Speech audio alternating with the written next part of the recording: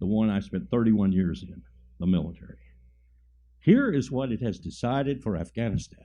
And I bet you don't know this either. We're in Afghanistan as we were in Germany post-World War II. That is, for at least a half a century. It has nothing to do with Kabul and state building, nothing to do with fighting the Taliban or proving that we can reconcile with the Taliban, and nothing to do with fighting any terrorist group, because it is the only hard power the United States has that sits proximate to the Central Base Road Initiative of China that runs across Central Asia. If we had to impact that with military power, we are in position to do so in Afghanistan. Second reason we're there is because we're cheek and jowl with the potentially most unstable nuclear stockpile on the face of the earth in Pakistan.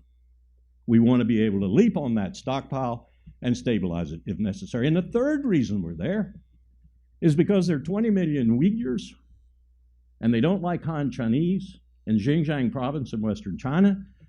And if the CIA has to mount an operation using those Uyghurs, as Erdogan has done in Turkey against Assad, there are 20,000 of them in Idlib in Syria right now, for example. That's why the Chinese might be deploying military forces to Syria in the very near future to take care of those Uyghurs that Erdogan invited in. Well, the CIA would want to destabilize China, and that would be the best way to do it, to foment unrest and to join with those Uyghurs in pushing the Han Chinese and Beijing from internal places rather than external.